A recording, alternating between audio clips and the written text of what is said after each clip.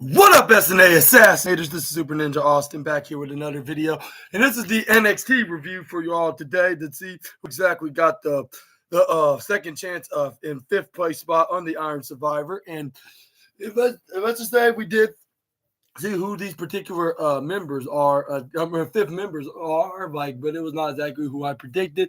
It was actually the complete opposite and the least predictable contenders that's going to be in there for both the men's and women's. And we got a really interesting main event NXT Championship segment and a big brawl and a mysterious attacker yet again, because NXT is really good for when it comes to those storylines. But I'm going to talk more about that when I venture them one at a time. Each one starting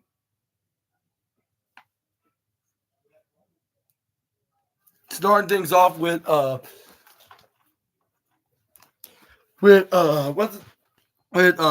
fatal four-way, not four-way to get the fifth place spot and be the fifth woman. Like it was the fatal four-way with that includes the ladies that did not qualify in the Iron Survivor. Well, maybe not just yet with one of these four. Are going to be added to the four winners from the last couple of weeks. And yeah, it was Cora Jade, Ren Sinclair, what's her name? Kalani Jordan and Jada Parker. And let's start things off with him breaking havoc in the ring all over. Yeah, it was bodies flying and bodies crossing and then jabs flying on each exchange in a pattern. And then this is where we got what's her name, Kalani Jordan threw Cora Jade out, but when she threw her out, this is where we saw what's her name, Brian try to go for a right hand, but this is where it gets blocked by the former women's North American champ. She hits a right hand of her own. This is where then we got Jada Parker trying to go for a clothesline, but she dodges out of the way. This is where once Jada Parker was in the right corner side, this is where he goes for a springboard into an arm drag. And this is where then we got Kalani Jordan going for a drop kick onto both Jada and what's her name, Kalani, Jada, and who else? No, it was not Kalani. It was what's her name? It was Jada Parker and Ren Sinclair. This is where we got what's Kalani Jordan try to go for a suicide dive, but this is where she gets tagged by Cora Jade that was throwing her around all around the ring. This is where we got Kalani Jordan then countered through Cora, I believe, face first right onto the apron, which is the hardest part of the ring, of course. This is where it goes for a crossbite. This is where she throws Jada Parker in the ing because she was the closest of reaching to somebody to get the dub. This is where she went up and she realized that the easiest target is not always going to be a payout, because it's going to be more harder than the more difficult ones. This is where then we got Jada Parker flips right up. This is where she had to go for a fallaway slam on the Kalani. But this is where she ends up getting missile drop kicked by what's her name, Cora Jade. Both women fail. This is where she looked like she was about to win. This is where we got Kalani Jordan pulling her leg, meddling with her, and making sure that she did not get a dub. This is where we got what's her name, Ren Sinclair. Then saw an opportunity once Cora Jade was arguing with Cora Jade was arguing with Kalani Jordan. This is where she went for the roll up into a wheelbarrow. This is where she ends up getting pushed. This is where she gets thrown right into Kalani Jordan into a 2.1 count. This is where we got what's her name, Cora Jade go for a double clothesline right onto both Kalani and Ren. This is where then she picks up Kalani. This is where then she goes for a back elbow right onto what's her name to Ren, but this is where she goes for a double foot stomp after she went to the left. Then she go back to the right diagonally, right onto Kalani Jordan was laying there face first, where she does a double foot stomp. This is where then Booker T's like, I like this girl, and the opposite of her idol, which you don't understand why she is a huge fangirl of her, I don't know who it is, but yeah, we all know that they're all they're in the other company now. But this is where we got what's her name, Jada Parker saw an opportunity when what's her name, Cora Jade was trying to do some double knees to the corner to Ren Sinclair her idol. But this is where luckily for Jada Parker, she came in and got a 2-for-1 deal when she goes for a springboard into a bum drop, I guess you could say. This is where Jada Parker's like, yeah, mess with Miss Parker, and then this is where then It is where then the most powerful force in all professional wrestling came on the commercial break when she was doing her like leaping dance, like with her knees, like she normally do. This where like once the adverts went off, like this is where we saw, I believe Jada was trying to go at it with at first she was going trying to go for an avalanche suplex onto Kalani Jordan, but this ended up being a Tower of Doom situation with what's her name Cora Jade then going for a what they call a power bomb, like turned into a suplex. This is where then Kalani Jordan's like, my back, and then this is where then we got Ren Sinclair pulls out Cora Jade. This is where she thought this would be an easy opportunity. Though I pinned him first was what's her name? Jada Parker, but this is where she kicked out of that pin. This is where she goes for Kalani Jordan, but this is where she could kick out of two even, I believe. This is where we got Cora Jade was very ticked off. This is where she hits a right hand onto the right hand to the face. This is where then she goes for a Shining Wizard knee strike right onto the face of what's her name, the Ren Sinclair, like in the bottom left corner side, like her other idol that I'm going to mention. It was CM Punk's Shining Wizard knee strike similarity maneuver. She did the same to what's her name too, to Jada Parker. Then she nearly did to Kalani Jordan. Third time wasn't the charm though. Just where she didn't found that card. That's where Kalani Jordan used that for her advantage. They had to sit out powerbomb like right off the top. That's where she ends up getting kicked out and denied at 2 even. Here's where we got a jaw-breaking face buster from what's her name, Ren Sinclair. Like when she was in the snapmare position, is where Ren Sinclair was very frustrated that she didn't get the W that easily. But this is where we saw what's her name, Jada Parker threw Ren Sinclair right to the right corner side. Hits a pop-up spine buster. This is where she tried to go for a pin, but it's where we got Cora Jade nearly got the win by. No, I don't think she did. I must be getting confused with her opposite. This is where she hits a senton right off the top in the upper right corner side. And this is where when she didn't get her way, like of getting the win, this is where she screamed out in anger. And I was like, gee, this reminds me of somebody from like almost a month ago, back in November. Yeah. But it was actually almost 2 Saturdays ago, but I'm not going to get into it at this time. But let's say it's Cora's idol, which I'm not sure if I'm allowed to say this wrestler's name, but this is where after she hits the Swanton maneuver, this is where fans are chanting NXT out of the expense of Roxanne's best buddy, and that is what's her name, Cora Jade. This is where then we got Cora Jade. Then they try to pick on Kalani Jordan, but Kalani Jordan fought back and said, like, you're messing with the wrong girl. This is where she tried to kick her right in the gut, but this is where Cora Jade spinned it, and this is where she gets hit with a wheel kick. This is where we got Ren Sinclair going for a double underhook suplex. This is where we got what's her name? Ren Sinclair tried to go for a DDT, but this is where we got what's her name? Jada Parker then was trying to fight right back, hitting some right hands right into the midsection. This is where she gets Falcon Arrow by the female OTM member. This is where she goes for a pin. But this is where we got what's her name? Kalani Jordan came in for the save. This is where we got what's her name? What's her name? Jada Parker tried to turn Kalani Jordan around. This is where she ducks out of the way. This is where she tried to go for a back suplex. This is where we got Kalani Jordan black flip out of it. This is where she tried to go for a wheel kick, spin her down out. This is where then she goes for the middle ropes. This is where she goes for a frog splash, which she successfully did onto both Ren and Jada Parker. She nearly got the win with this maneuver, just like her idol, Mr. Rob Van Dam. This is where we got the meddling mean girl came in and pulled her leg off because she was jealous that she almost got the win. This is where Stark. And that's what she was like, you cannot just steal this win from me, like, because you're the same little baby from a year ago. This is where then she shoved her right after she said that. Like, this is where we got Kalani Jordan to let her know she's not the same baby by hitting the forearm strike right into the face. And I was like, you shouldn't underestimate her. Like, even if she is that same little girl from about 12 months ago, I wouldn't think it would be a good idea to be picking on this girl.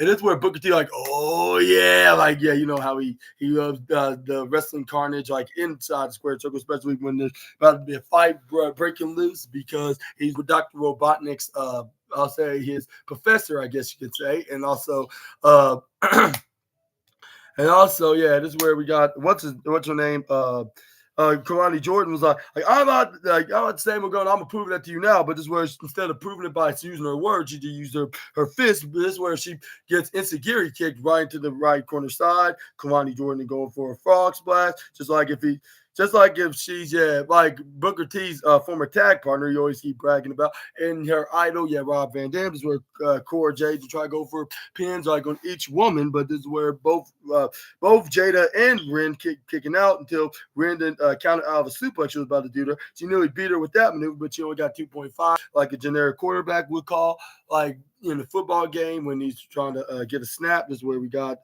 Cora Jade then going for a double underhook, like her double underhook DDT maneuver. This is where we got Kalani Jordan to turn into a female version of Joe Gacy, springboard flip right into the right side, hit a clothesline right onto what's her name, to Cora Jade. It looked like Kalani was about to get away here. Not looking too good for what's her name, Record. This is where she goes for a 450 splash. And this is where Jada Parker came in and saved the day by hitting the suplex facebuster maneuver. This is where we got what's her name? Then Jada Parker then try to that springboard leg drop maneuver. What is it called? Like on page 4003, was it?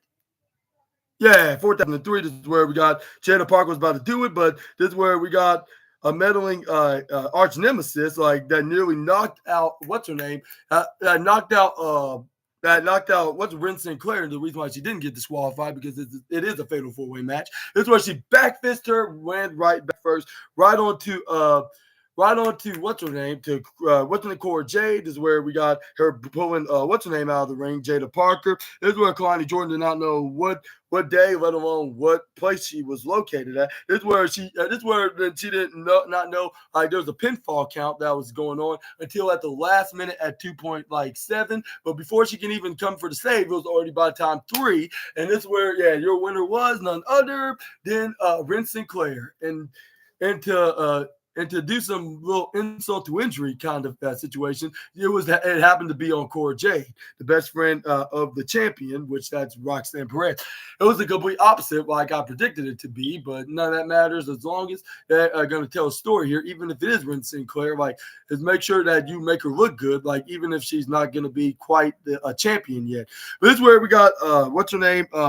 Lola Vice and Jada Parker were fighting, going at it, and taking it to the backstage. This is where Charlie Dempsey was so excited, like if they if they just won the lottery, or if they just got engaged, even though they're not a couple, maybe not yet. But you get what I'm trying to say. I understand why I even brought it up. But this is where we got Sarah Schreiber was in a backstage interview with Eddie Thorpe. But before I get into that, what are your reactions of Ren Sinclair being what are your thoughts on Ren Sinclair being the participant into the next participant that qualified in the Iron Survivor is the 5th woman into this match to see who's going to be winning this Saturday or was it Sunday? I've totally forgot. Let me know in the comments. This weekend, I should say.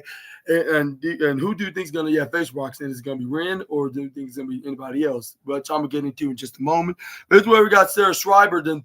That asked like last week, like he put his hands on Ava, but this where this distraction, distraction got Ava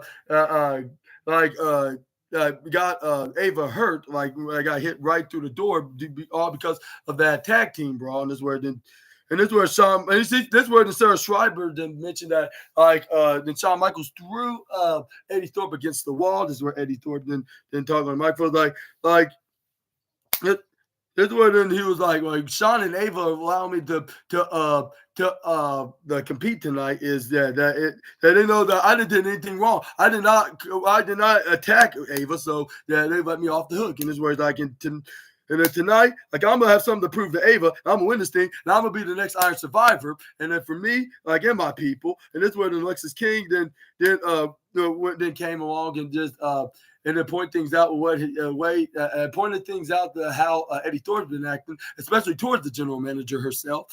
And this is where he's like, "Hey, Eddie, like you." Like I know, like we're gonna be blowing jabs later on time. You need to learn to control your temper, man. Like I get, like it's hard to control your emotions, but being a loose cannon is not gonna get you anywhere, Eddie. This is where And it's where then we got Eddie Thorpe then turned into Christian by mentioning his deceased father. Well, by a reference by saying like I don't need to listen to listen to a guy that has daddy issues, and I'm like, whoa! It's already bad enough we heard it from the guy over the other company that I just barely mentioned, but the reason I said it because I said it in the way that's in his WWE name. But yeah, this was like it's one thing that he used to call him out that he has a deceased father, but we don't need another guy like from this company to take that spot in WWE, even if you do turn heel. But it's where we got Eddie Thorpe thing. Or no, it was Texas King responded back like and this was like, and I'm gonna prove that, and that's why I'm gonna prove to you and everybody else that's in that ring tonight that I'm not my father's son. Again, and now I have an opportunity of a lifetime that he never did, and then me and the major winning, and that's winning major singles gold, and that's gonna start tonight. And then I was like, man, as much as I would like to see that happen, but that's yet gonna be the goal, like in the near future. But yeah, we will see him like gonna have a future in the business. But yeah, this is where then. That's where then we got Alexis King like he was like yeah, like the last time you recall that who I am, I'm obviously not the GM, but what I can tell you, like I understand how he could be very frustrated. This is where he touched him. This is where he started acting like Ava last week when Alexis King was touching him. Eddie was like you. He was like you get your hands off me, don't touch me. I asked you to. This is where then he walked out. This is where then we got.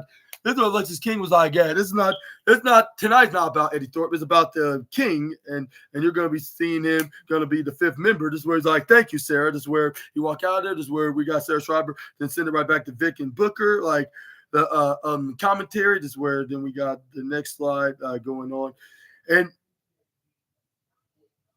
this is where I was like, oh my god, like hopefully, like we.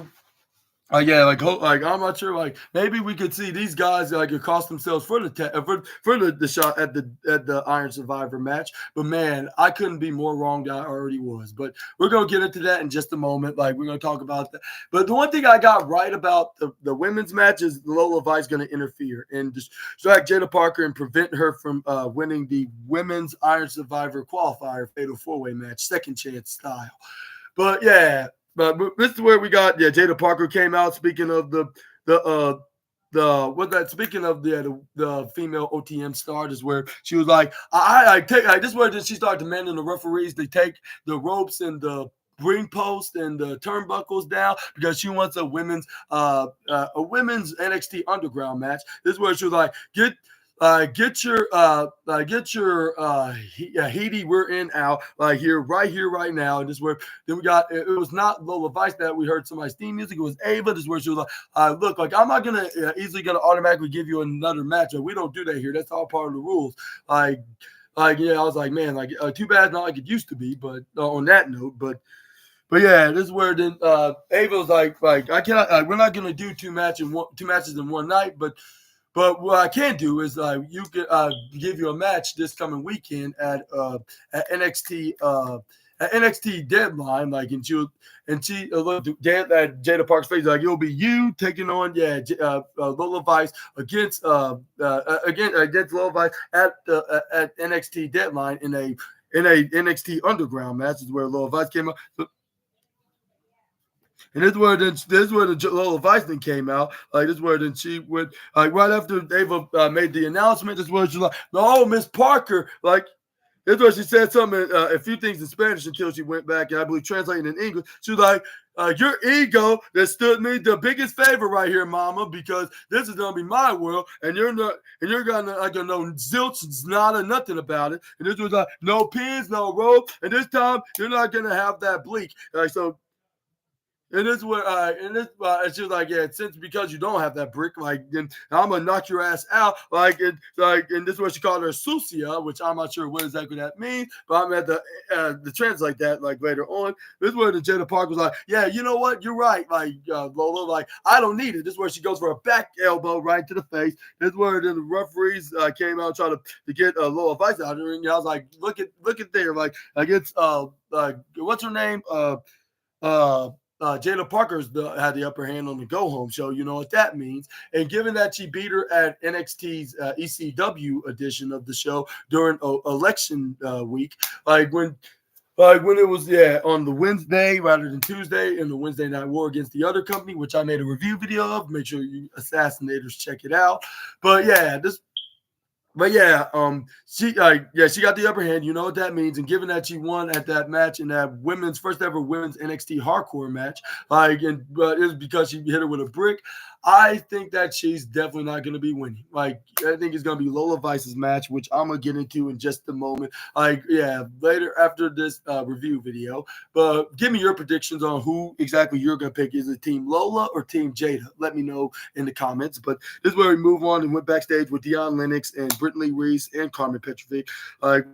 With Carmen Petrovic and Dion Lennox then was trying to talk some reasonings to Carmen Petrovic about Ashante Diodonis. Like with him, like he may have been like maybe a player in the past, but it seemed like something special about you and him, like and stuff like that. Is where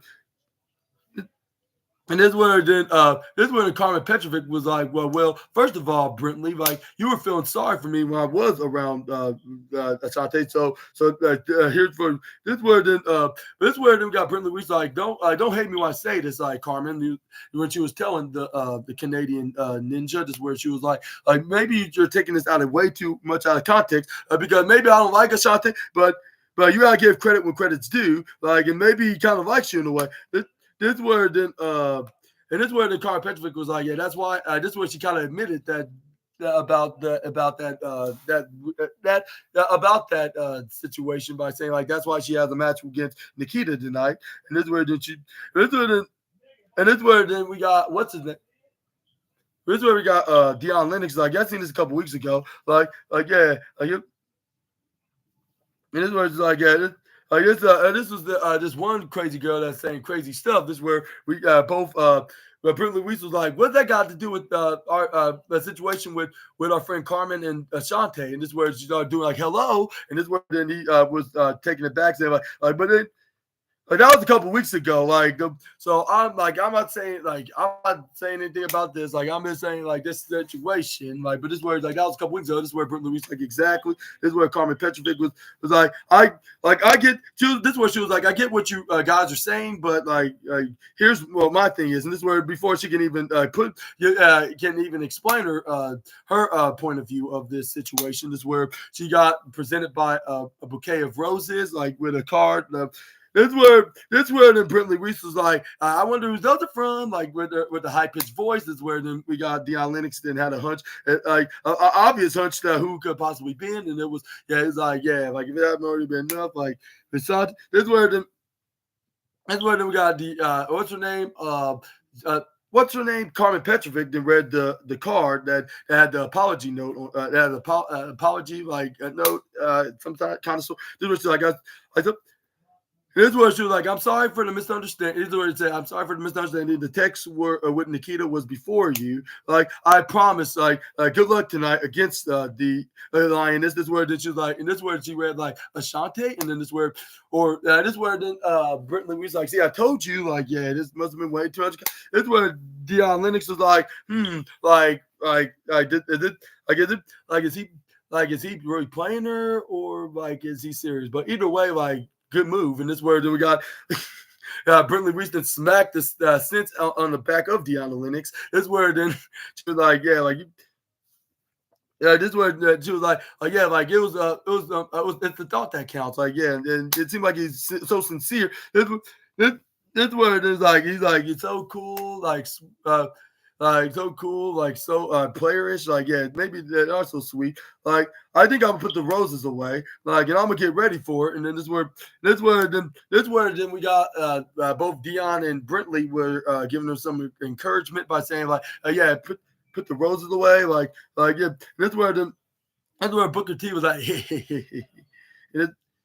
and this is where the Booker T then said, was chanting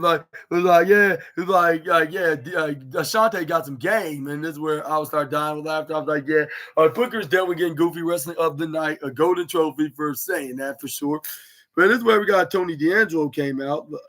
No, it was not Tony D'Angelo. It was his D'Angelo family brothers. Like it was what's the name? Luca Crucifino and Channing Stacks Lorenzo, just where then the rest of the other tag teams like OTM and Hank and Tank and what's the other guy? Tyreek Egru and what's his name? Tyson Dupont and what's his name? And the no quarter catch crews, Tavion Heights and Miles Bourne and others is where once we got Hank and Tank on the ring, is where it was a full complete of chaos in the squared circle. But this is where, but before we got that, this is where we got Nathan Frazier was kind of worrying like about who they're gonna be facing with Axiom was like, I cannot wait to get my second chance and join you in the Iron Survivor. This is where we got Nathan Frazier was not really much really much, I'll say, well invested into what Axe was saying right here. Like much rather than just trying to axe that, no pun intended, like and then he's finally getting concerned about the tag team championship defense, the next upcoming tag team defense in the upcoming weekend at NXT Deadline. Like, this is where he started asking, like, who gonna fight at the premium live event? I was like, oh, now you want to start talking about who's your next challengers are.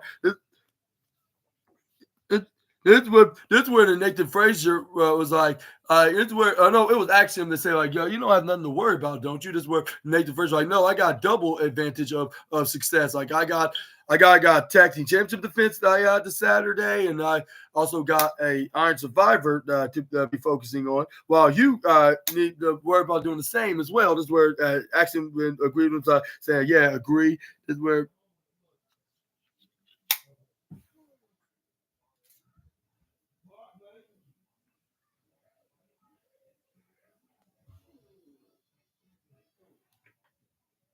And who was the tag team? It was Josh. No, yeah, Josh Briggs and what's his name? It was Josh Briggs, which we haven't saw him and they saw him probably in months. This is where everybody started eliminating everybody, like with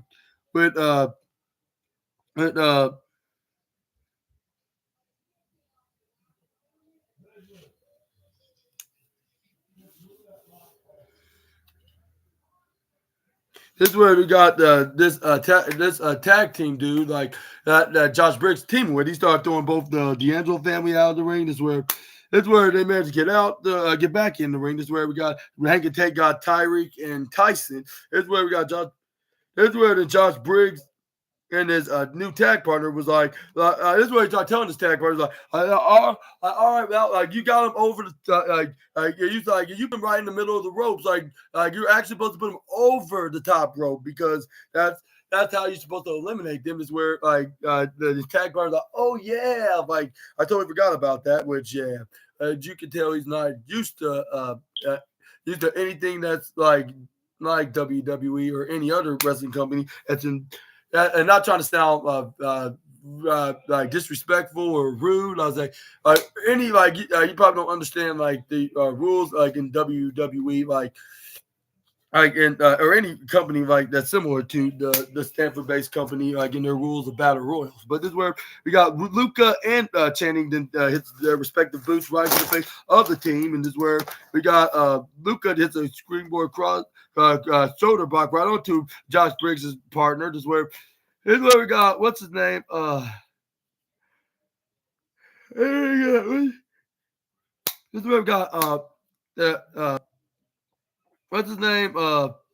What's his name? Like Bronco Lima was nearly getting eliminated, while we got Tyreek Egru nearly got eliminated by was it Hank Walker? Who was it? Yeah, with them going at it, this is where everybody was going, everybody flying, crashing, everybody. This is where we got Joe Coffey got what's his name? Miles Bourne or no, not Joe Coffey, Mark Coffey. Mark Coffey, this is where then he started hitting some European uppercuts. This is where he started hitting some punches, left, right, left, and knife edge chops. This is where we got. This is where we got. What's her name? This is where we got. This is where we got Bronco Lima was fighting back against Tyson Dupont, but his partner Tyreek Egru was already eliminated. This is where we got and this is where Here's where he nearly got eliminated, but this is where we got what's his name? Like who was it? It was Wolfgang that never got eliminated by who was it? It was uh Lucian Price, I believe. Here we go. KBI High was trying to strike on everybody, including Joe Coffin. This is where we got. This is where we got what's his name? Josh Briggs' tag partner, then hits a big stinging chop to the point that he made Luca Cristofino flip right over the top rope and right outside. This is where, like, I believe Gunther must have saw this and he was like, "Yeah, he's definitely getting number one on the list." It's very rare for somebody in WWE to get the MV list. This is where. This is where we got Luca Cristofino was eliminated. This is where we got. This is where I was like, dang, like, I did not know this guy could fight like that. Even though I heard like some of his resumes of him wrestling all over Japan, but I did not know he could go down like this brutal. This is where we got.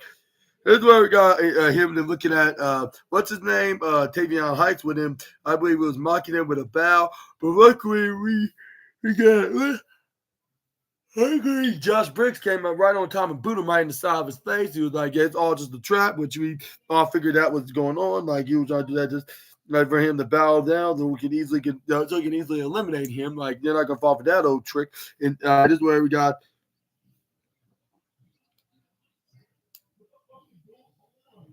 But it's where we got what's his name? What's his name? Joe Coffey and Wolfgang double clothesline Josh Briggs out of the ring. This is where we got the Gallus boys that start hitting face first right onto what's his name? The Josh Briggs' partner. I'm trying to remember his name. But this is where then everybody's fighting everybody, and then you got Chase Dax Winslow fighting both OTM members, both Lucian Price and Bronco Lima. He tried to hit Bronco Lima with a tornado DD by hitting a super kick right into the face onto what's his name, Lucian Price, like a certain wrestler from the other company, like does that where it loves flying in the air, and that's all the way up to the top, but like a airplane. But it's where we got OTM. Chase Dax Lorenzo landed right onto Tyreek, like with Tyreek Igru and Luca Cristofino and Tavion Heights. This is where, then but once they eliminated him, this is where he's got the most powerful force in professional wrestling came on, which is the commercial break. This is where then we got once the advert thing went off. This is where then we got.